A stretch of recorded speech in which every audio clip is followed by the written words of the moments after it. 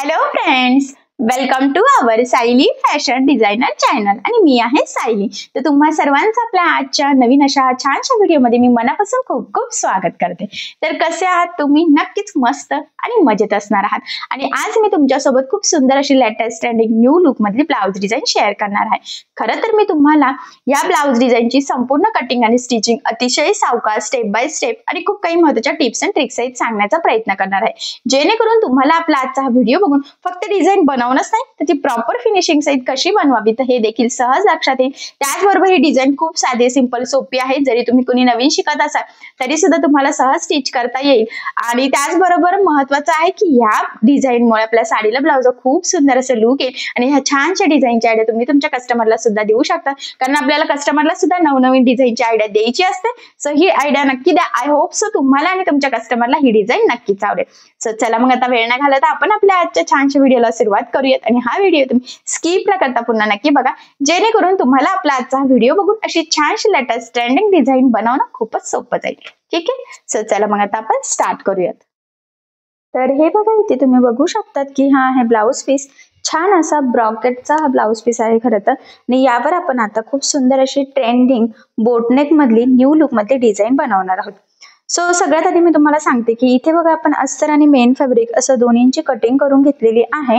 आणि सगळ्यात आधी आता मी तुम्हाला या बॅक पार्टचं मेजरमेंट कसं आहे ते सांगते, म्हणजे तुम्हाला तुमच्या मापानुसार या डिझाईनसाठी सहजच कटिंग स्टिचिंग करता येईल। सो बघा, आता हा जो काही ब्लाउज आहे ते या ब्लाउजची जी काही उंची आहे तर ती आहे इथे 13 इंच। आपण 1 इंच एक्स्ट्राचं मार्जिन ऍड केलेलं आहे। सो असं टोटल झालेलं आहे ते 14। त्यानंतर आता बोटनेक ब्लाउज आहे। बोटनेक ब्लाउज साठी आपल्याला लागत असतं पूर्ण शोल्डर, तर कस्टमरचं पूर्ण शोल्डर जे होतं ते होतं 14। सो त्याचा हाफ म्हणजे आपण इथे घेतलेला आहे 7। सो बघा, मग 7 इंच आपण शोल्डर घेतलं आणि त्यानंतर आता आपल्याला 4 इंच गळा रुंदी इथे घ्यायची आहे। तर इथे मी 4 इंचाला सुद्धा मार्किंग करून घेतली आणि जेवढं शोल्डर घेतलेलं आहे तेवढा मुंडा घ्यायचा। सो इथे मी 7 इंचाचा मुंडा घेतला। त्याचबरोबर क्रॉस मध्ये 1 इंचाला मार्किंग करून बॅक साईडच्या मुंड्याचा शेप सुद्धा दिलेला आहे। इथून घ्यायचा आहे छातीचा चौथा भाग अधिक 1.5 इंच किंवा 2 इंच मार्जिन, तर 9 चौक 36 आणि अधिक 1.5 इंच असं टोटल साठी 10 इंचाला मार्किंग करून आपण हा बॅक पार्ट इथे कटिंग करून घेतलेला आहे। सो सगळ्यात आधी आता आपल्याला गळ्याची जी काही मार्किंग आहे तर ती अस्तरच्या बॅक पार्टवर करायची आहे। सो वरून खाली बघा, मी इथे 3 इंचाला मार्किंग करून घेते, कारण की वरचा जो काही गळा आहे तर तो आपल्याला 3 इंचाचा घ्यायचा आहे। त्यानंतर पुन्हा 4 इंच गळा रुंदीची सुद्धा मार्किंग इथे आपण करून घेऊयात आणि पट्टीच्या सहाय्याने हा एक छोटासा बॉक्स आपण ड्रॉ करूयात। खरं तर बोटनेक ब्लाउज साठीची आपली ही बेसिक स्टेप आहे। सो मी इथे ही मार्किंग करून घेतली। त्यानंतर सिंपल असं गोल गळ्याचा शेप देते। इथे तुम्ही पानगळा वगैरे पण घेऊ शकतात, बट मी इथे सध्या सिंपल गोल घेतलेला आहे। त्यानंतर आता आपल्याला तिथून खाली म्हणजे आपला जेवढा गळा असेल ना तर त्यामध्ये खरं तर आपल्याला अर्धा इंच एक्स्ट्राचं मार्जिन ऍड करून मार्किंग करायची असते। सो वरच्या गळ्याचं तर काही नाही, 3 किंवा 3.5 तुम्ही घेऊ शकतात। सो इथे तर आपण 3 इंचच घेतलेला आहे। त्यानंतर आता खालची मार्किंग करून घेऊयात। सो बघा, मग मी इथे मार्किंग करून घेते 7 इंचाची। तुम्हाला जर का वरचा शेप आणि खालच्या शेप मध्ये थोडासा डिस्टन्स सोडायचा असेल तर तुम्ही सोडू शकतात। आता सध्या मी मार्किंग करताना डायरेक्टच केली, पुन्हा 4 इंच गळा रुंदीची मार्किंग केली आणि हा बॉक्स इथे ड्रॉ करून घेतला कंटिन्यू डायरेक्टच। त्यानंतर आता आपला जो काही मेन शेप आहे तर तो आपण इथे ड्रॉ करूयात। खरं तर शेपची थोडीशी प्रॅक्टिस करा म्हणजे तुम्हाला जमेल, पण आता सध्या हा शेप पण इझीच आहे। बघा, मी आधी फेंट फेंट थोडी मार्किंग करते आणि मग त्यानंतर आपण डार्क करूयात, जेणेकरून मग आपल्या पण लक्षात येतं की कशा पद्धतीने मार्किंग कटिंग आपल्याला खरं तर करायची असते। ठीक आहे, सो या पद्धतीने बघा मी इथे मार्किंग करून घेतलेली आहे। आता ही थोडी आतल्या साईडने घेते, कारण की शेप व्यवस्थित मॅच झाला पाहिजे मधला पण आणि साईडचा पण। सो त्यामुळे मी ते डार्क करून घेतलं आणि त्यानंतर आता वरचे जे मार्किंग आहे ना तर ती सुद्धा आपण इथे डार्क करून घेऊयात। तर बघा, मी जेवढं शक्य आहे तेवढं डार्क करते, जेणेकरून तुम्हाला व्हिडिओतून जी काही आपली गळ्याची मार्किंग आहे ती इझिली लक्षात यावी यासाठी। बघा, इथून इथपर्यंत आहे आणि इथून इथे जी डार्क मार्किंग आहे ना इथे बघा ती। ठीक आहे, सो ही झालेली आहे आपली खऱ्या तर गळ्याची फायनल मार्किंग। सो वरचा जो काही गोल गळा आहे ना तर तो इथे आपण कटिंग करून घेऊयात सगळ्यात आधी। खरं तर तुम्ही कंटिन्यू कॅनव्हास पेपर लावून सुद्धा हा स्टिच करू शकतात, बट आपल्याला सेपरेट सेपरेट करायचा आहे। त्यानंतर हा जो काही खालचा शेप आहे तर हा आपल्याला कॅनव्हास पेपर लावून स्टिच करायचा आहे। तर गळ्यासाठी आपल्याला पेपर कॅनव्हास लागतो, तर इथे मी पेपर कॅनव्हास घेतलेला आहे आणि जेवढा लागतोय तर तो डबल फोल्ड करून इथे कट करून घेते आणि आता मार्किंग करताना बरोबर बंद बाजू आपल्या बॅक पार्टच्या बंद बाजूला मॅच करायची आहे. आणि ते ठेवल्यानंतर बघा फेंट फेंट तुम्हाला मार्किंग दिसत असेल. सो जी काही फेंट दिसते तर ती स्केच पेनच्या सहाय्याने फक्त आपल्याला मार्क करून घ्यायची आहे. म्हणजे ती मार्किंग आपली बरोबर कॅनव्हास पेपरवर होते. हे बघा या पद्धतीने. ठीक आहे. आता काय करायचं, ही एक साईडची मार्किंग झाली ना की दुसऱ्या साईडने पण मार्किंग करायची असते. त्याआधी आपल्याला जेवढा कॅनव्हास पेपर लागणार आहे तर तो चौकोन आपण इथे कट करून घेऊयात. खरं तर जसा शेप आहे तसा पण कडेने तुम्ही थोडंसं मार्जिन ठेवून कटिंग करू शकतात. बट इथे मी डायरेक्ट पूर्णच व्यवस्थित कट केलं. आणि आता तीच मार्किंग दुसऱ्या साईडला सुद्धा फेंट फेंट दिसते तर ती सुद्धा आपण इथे डार्क करूयात, जेणेकरून सेंटर पासून दोन्ही साईडने आपले शेप व्यवस्थित प्रॉपर यावे. खरं तर यासाठी. आणि बघा मग इथे मी कट करून व्यवस्थित सरळ सेट करून घेते. ठीक आहे. साईडचं पण. आणि फायनली खरं तर अशा पद्धतीने परफेक्ट अशी आपली इथे कॅनव्हास पेपरवर मार्किंग करून झालेली आहे. सो आता आपण इथे हा जो काही म्हणजे बॅकनेक डिझाईन आहे तर खरं तर स्टिच करायला सुरुवात करूयात. सो सगळ्यात आधी आता आपल्याला अस्तर मेन फॅब्रिक एकमेकाला जोडायचं आहे. सो आता आपण कॅनव्हास पेपर लावून हा गळा बनवणार आहोत.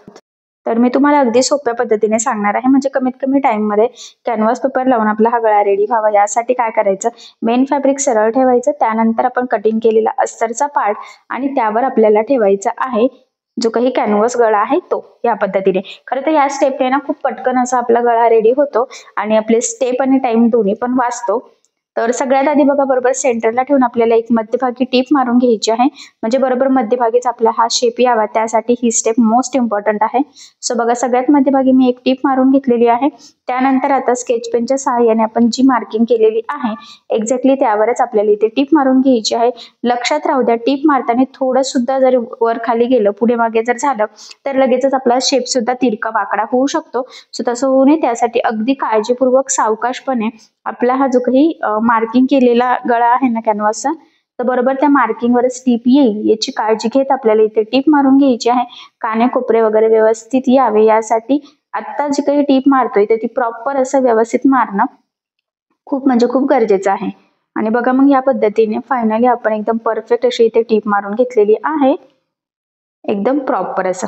ठीक आहे. खरं तर आता वरच्या गळ्यापेक्षा अर्धा इंच आपण खाली घेतलेला आहे, कारण की आपल्याला वरच्या गळ्याला गळापट्टी लावायला पण कपडा लागेल आणि मधल्या सुद्धा लागणार आहे. सो त्यामुळे आता यानंतर बघा या पद्धतीने इथे छोटासा कट मारायचा फोल्ड करून, त्यानंतर ओपन करून मग हे कडेकडेने आपल्याला कट करून घ्यायचं. कडेकडेने म्हणजे मध्ये जी टीप मारलेली आहे ना तर तिथं फक्त आपल्याला थोडंसं पाव इंच एवढं मार्जिन ठेवायचं आहे. आणि बाकी मध्ये जे काही आपलं मेन फॅब्रिक अस्तर कॅनव्हास पेपर आहे तर हे सगळं आपल्याला इथे सोबतच कटिंग करून घ्यायचं आहे. सो बघा मग अगदी व्यवस्थित काळजीपूर्वक मी इथे कटिंग करून घेतलेलं आहे. त्यानंतर आता हा जो काही शेप आहे याला द्यायचे आहे आपल्याला छोटे छोटे कट्स, जेणेकरून ज्यावेळेस आपण हा पार्ट व्यवस्थित सरळ करू तर तो जो काही शेप आहे तर तो प्रॉपर यावा. त्यासाठी ही स्टेप मोस्ट इम्पॉर्टंट आहे. त्याचबरोबर बघा इथे कानेकोपरे आहेत ना तर तिथे पण व्यवस्थित कट्स मारायचे आहेत, कारण की ते कानेकोपरे प्रॉपर येणं सुद्धा तितकंच गरजेचं आहे. सो मी अगदी काळजीपूर्वक कट्स मारते. अजून इम्पॉर्टंट म्हणजे बऱ्याचदा कट्स मारताना ना मेन फॅब्रिकला कट जाऊ शकतो. सो तसं होऊ देऊ नका. आणि त्यानंतर बघा हे कानेकोपरे आपल्याला अगदी व्यवस्थित आतमध्ये फोल्ड करत करत बाहेर काढून घ्यायचं आहे. हे बघा. ठीक आहे. अगदी काळजीपूर्वक ह्या गोष्टी आपल्याला खरं तर करायच्या आहे. आता मी इथे स्क्रूड्रायव्हरच्या सहाय्याने अगदी अलगद अलगद प्रेस करत हे कानेकोपरे बाहेर काढून घेते. खूप जोरात खेचलं तर तिथून शिलाई निघून जाऊ शकते आणि मग आपला ब्लाऊज खराब होऊ शकतो, बिघडू शकतो. सो अगदी सावकाश काळजीपूर्वक आपल्याला अलगद अलगद इथे प्रेस करायचं आहे. आणि फायनली हे व्यवस्थित आपण सेट करून घेतलेलं आहे. यानंतर आता इथं तुम्ही इस्त्री करू शकतात, पण मी आता डायरेक्टच याला दाबटीप देऊन घेते, म्हणजे ते व्यवस्थित सेट होऊन जाईल. सो बघा मग आता दाबटीप म्हणजे काय, तर जी टीप एकदम कडेकडेने येते त्याला आपण खरं तर दाबटीप म्हणत असतो. सो बघा मग अगदी व्यवस्थित सावकाशपणे मी इथे ही टीप मारून घेत आहे. त्याचबरोबर कानेकोपरे कुठे गोळा होणार नाही, कारण की आता आपण जी टीप मारणार आहोत त्यावरच आपल्या ब्लाऊजचा संपूर्ण लुक डिपेंड असणार आहे. कारण की हा जो काही गळा आहे ना तर हा जरा वेगळ्या पद्धतीचा आहे. सो यामुळे खरं तर ब्लाऊज खूप छान दिसणार आहे, पण संपूर्ण लुक आपल्या ह्या शेपवर डिपेंड आहे. त्यामुळे अगदी काळजीपूर्वक सावकाशपणे आपला कुठल्याही पद्धतीचा शेप वगैरे चेंज होणार नाही याची काळजी घेत आपल्याला खरं तर इथेही दाबटीप देऊन घ्यायची आहे. सो बघा मग फायनली किती छान प्रॉपर असं आपण इथे हा शेप रेडी करून घेतलेला आहे. बघितल्यावरच लक्षात येते की फिनिशिंग खूप म्हणजे खूप सुंदर आलेली आहे. सो यानंतर आता आपल्याला काय करायचं आहे की अस्तर आणि मेन फॅब्रिक एकमेकाला जोडून घ्यायचं आहे. आता सगळ्यात इम्पॉर्टंट म्हणजे हे जोडताना गळा रुंदी आपली कुठेही स्प्रेड होणार नाही. त्याचबरोबर सगळ्यात इम्पॉर्टंट म्हणजे कुठे गोळा होणार नाही, तिरकं जाणार नाही. तर या छोट्या मोठ्या गोष्टींची आपल्याला काळजी घ्यायची आहे, कारण की कधी कधी जोडताना काय होतं, पार्ट्स ताणले जातात आणि त्यामुळे ब्लाऊज बिघडतो. सो तसं होऊ नये त्यासाठी अगदी काळजीपूर्वक सावकाशपणे आपल्याला हे सगळं जोडून घ्यायचं आहे. तुमच्या लक्षात येईलच की अगदी व्यवस्थित एकसारखं आपण खरं तर गळ्यापासून स्टार्ट केलं, जेणेकरून व्यवस्थित गळ्यामध्ये सेट व्हावा आणि त्यानंतर साईडने आपल्याला जोडता यावं. आणि बघा मग एकदम छान प्रॉपर फिनिशिंग सहित खरं तर आपण हे संपूर्ण इथे जोडून घेतलेलं आहे. आणि यानंतर आता जे काही मेन फॅब्रिक आपलं एक्स्ट्राचं आहे तर ते संपूर्ण आपल्याला इथे कटिंग करून घ्यायचं आहे. कारण तुम्हाला सगळ्यांनाच माहित आहे, अस्तरवर आपण नेहमी परफेक्ट अशी कटिंग करत असतो, पण ब्लाऊज पीसचा कपडा आपण थोडंसं एक्स्ट्राचं मार्जिन ठेवून कटिंग करतो. खरं तर त्यामुळेच आपल्याला अगदी व्यवस्थित काळजीपूर्वक हे जोडून एक्स्ट्राचा कट करून परफेक्ट मापाचा बॅक पार्ट रेडी करायचा असतो. आता इथे हा मधला शेप आपण आधीच रेडी केला होता. बऱ्याचदा आपण कडेने आधी जोडून घेतो आणि त्यानंतर कॅनव्हास पेपर लावून गळा रेडी करत असतो, पण त्यापेक्षा ही स्टेप खूप सोपी आहे. कमीत कमी टाइम मध्ये आपला हा पार्ट्स रेडी होतात. सो त्यामुळे तर बघा किती छान प्रॉपर फिनिशिंग सहित आपला एवढा पार्ट इथे रेडी झालेला आहे. सो आता पुढचं आपण स्टिचिंगला सुरुवात करूया.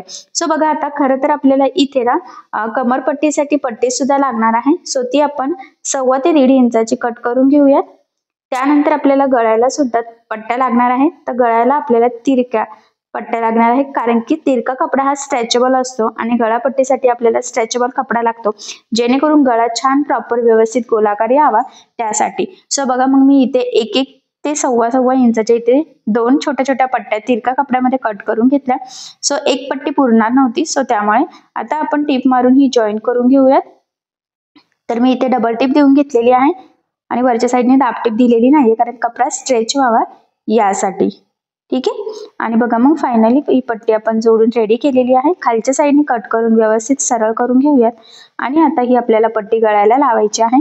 सो या पद्धतीने ती डबल फोल्ड करायची आहे आपल्याला आणि साधारणतः 1/2 इंच एवढं मार्जिन पकडत आपल्याला इथे टीप मारत मारत खरं तर व्यवस्थित अगदी काळजीपूर्वक ही गळापट्टी लावून घ्यायची आहे. त्याचबरोबर टीप मारताना मार्जिन कमी जास्त होणार नाही याची काळजी घ्यायची आहे, कारण बऱ्याचदा काय होतं की मार्जिन जर कमी जास्त झालं तर मग आपल्या गळ्याचा आकार सगळा बिघडतो. सो तसं होऊ देऊ नका. तर बघा मग अगदी काळजीपूर्वक मी इथे खरं तर ही गळापट्टी लावून घेतलेली आहे. त्यानंतर एक्स्ट्राचं कट केलं. आता या गळ्याला द्यायचे आहे आपल्याला छोटे छोटे कट्स, जेणेकरून ज्यावेळेस आपण ही पट्टी आतमध्ये फोल्ड करू ती प्रॉपर गोलाकार फोल्ड व्हावी, त्यासाठी ही स्टेप मोस्ट इम्पॉर्टंट आहे. आणि आता आपण इथे दाबटीप देऊन घेऊयात, ती सुद्धा अगदी व्यवस्थित काळजीपूर्वक. आणि दाबटीप देताना आतला कपडा आपला वरती दिसणार नाही याची आपल्याला काळजी घ्यायची आहे. फिनिशिंगसाठीच्या या छोट्या मोठ्या टिप्स तुम्ही आवर्जून फॉलो करा, जेणेकरून तुम्हाला फक्त डिझाईन बनवणंच नाही तर ती प्रॉपर फिनिशिंग सहित कशी बनवावी तर हे देखील सहज लक्षात येईल. आणि बघा मग किती छान असं फिनिशिंग सहित आपला हा पार्ट इथे रेडी झालेला आहे. सो आता आपण इथे बॅक साईडला आधी टक्स टाकून घेऊयात. सो सेंटर पासून मी इथे मार्किंग केली आणि उभा 4 इंचाचा टक्स घेतला. सेम दुसऱ्या साईडला सुद्धा सेंटर पासून 5.5 अर्धा इंच साईड आणि 4 इंच उभा. आता हे टक्सची फक्त आपण मार्किंग करून ठेवलेली आहे, कारण आता सगळ्यात आधी आपल्याला गळ्याला इथे म्हणजे हे जे काही गळे वगैरे शेप्स रेडी झालेले आहेत तिथे लेस यूज करायची आहे.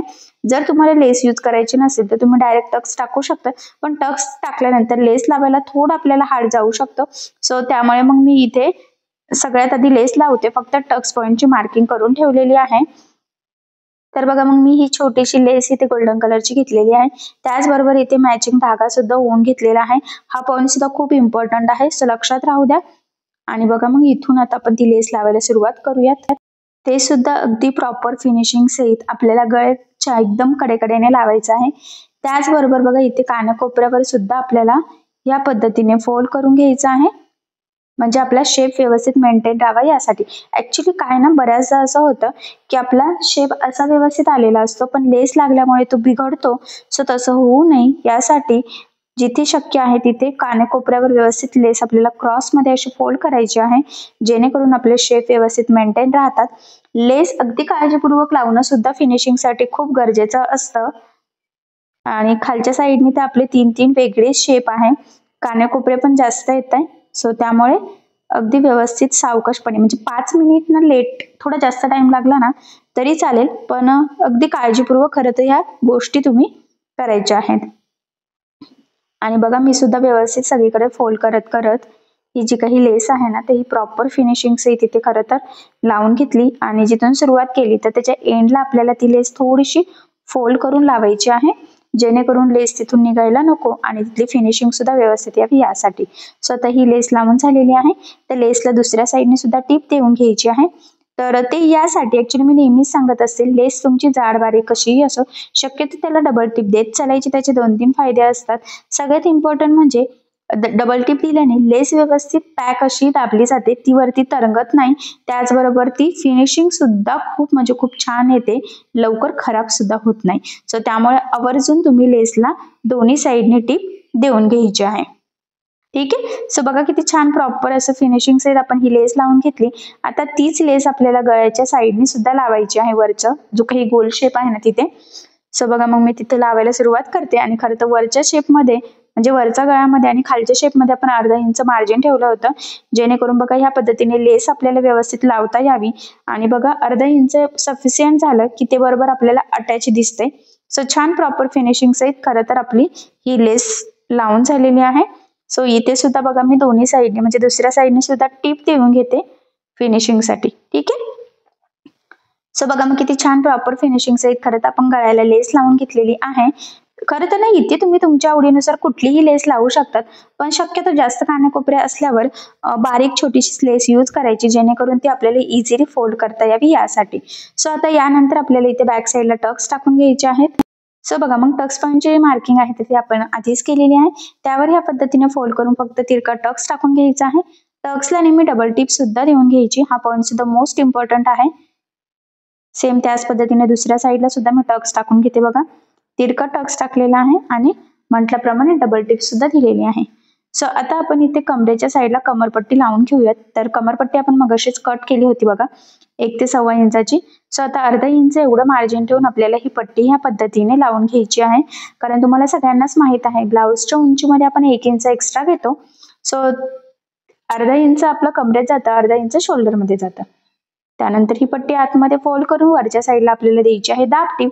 आणि ब्लाऊज कंप्लीट झाल्यानंतर आपण तिथे हात शिलाई करून घेऊयात. खरं तर प्रत्येक शेपसाठी आपल्याला ही कमरपट्टी लावायची गरज नसते. काही ब्लाऊज डिझाईन अशा असतात की ते डायरेक्ट रेडी होतं प्रॉपर फिनिशिंग सहित, म्हणजे मी या आधीच्या बऱ्याचशा व्हिडिओमध्ये सांगितलेलं आहे. पण आता कॅनव्हास पेपर लावून आपल्याला मधला शेप आधी रेडी करायचा होता, सो त्यामुळे मग कमरपट्टी गळापट्टी आपल्याला लावावी लागली. ठीक आहे. सो बघा मग अशा पद्धतीने खूप छान ट्रेंडिंग शेपमध्ये आपली ही बोटनेकची ब्लाऊज डिझाईन फायनली रेडी झालेली आहे. इथे सेंटरला तुम्ही एखादं छोटंसं लटकन वगैरे लावू शकतात. सो जवळून लुक दाखवते. तर बघा मग किती छान प्रॉपर असं फिनिशिंग सहित आपली बोटनेक मध्ये लेटेस्ट ट्रेंडिंग न्यू लुक मधली ही ब्लाऊज डिझाईन रेडी झालेली आहे. शेप फिनिशिंग सगळं अगदी व्यवस्थित आलेलं आहे. त्याचबरोबर लेस पण छान छोटीशी डिझायनर यूज केलेली आहे. तशी छानशी लेटेस्ट ट्रेंडिंग डिझाईन तुम्ही नक्की ट्राय करून बघा, नक्कीच तुम्हाला आवडेल. आणि या छानशा डिझाईनमुळे तुमच्या साडीला आणि ब्लाऊजला खूप सुंदर असं लुक येईल. त्याचबरोबर थोडी वेगळी युनिक पद्धतीची डिझाईन आहे. मला तरी वाटत नाही की अशी डिझाईन तुम्ही कुठे बघितलेली असेल. सो चला मग झटपट अशी डिझाईन तयार करून बघा. मी अगदी सोप्या पद्धतीने सांगितलेलं आहे. आणि जर तुम्हाला काही प्रॉब्लेम येत असेल तर मला कमेंट करून नक्कीच कळवा. मी तुमच्या प्रश्नाचे उत्तर देण्याचा नक्कीच प्रयत्न करेन. ठीक आहे. बघा मग किती सुंदर लेटेस्ट ट्रेंडिंग न्यू लुक मधली डिझाईन आज फायनली आपली रेडी झालेली आहे. तुम्ही बघू शकता, ऍक्च्युली बघितल्या कोणालाही आवडेल आणि फिनिशिंग सुद्धा बघितल्यावर लक्षात येते की किती छान अशी आलेली आहे. सो या पद्धतीने तुम्ही नक्की करून बघा, नक्कीच तुम्हाला सुद्धा अशी डिझाईन जमेल आणि ती सुद्धा प्रॉपर अशी परफेक्ट फिनिशिंग आहे. सो मग नक्की ट्राय करून बघा. आणि जर यामध्ये तुम्हाला काही प्रॉब्लेम येत असेल तर मला कमेंट करून नक्कीच कळवा. मी तुमच्या प्रश्नाचे उत्तर देण्याचा नक्कीच प्रयत्न करेन. ठीक आहे. सो चला मग आता आपण आपला आजचा छानसा व्हिडिओ इथेच थांबूयात. भेटूया पुन्हा नवीन अशा छानशा व्हिडिओमध्ये. आणि तुम्हाला आपला आजचा व्हिडिओ कसा वाटलाय मला कमेंट करून नक्की कळवा. त्याचबरोबर आपला व्हिडिओ आवडला असेल तर व्हिडिओला लाईक करायला विसरू नका. आणि असेच नवनवीन छानसे व्हिडिओज बघण्यासाठी आपल्या सायली फॅशन डिझायनर या चॅनलला सबस्क्राईब करा. आणि ज्यावेळेस तुम्ही सबस्क्राईब करा त्यावेळेस त्यासमोरील बेल आयकॉन ही नक्की प्रेस करा. त्यामुळे काय होईल, जेव्हा मी नवीन व्हिडिओज टाकेन त्याचे नोटिफिकेशन तुम्हाला तुमच्या मोबाईलवर येईल. ठीक आहे. सो चला मग भेटूया पुन्हा नवीन अशा छानशा व्हिडिओमध्ये. तोपर्यंत टेक केअर, काळजी घ्या. आणि आपला आजचा व्हिडिओ शेवटपर्यंत पूर्ण बघितल्याबद्दल thank you so much. Bye bye.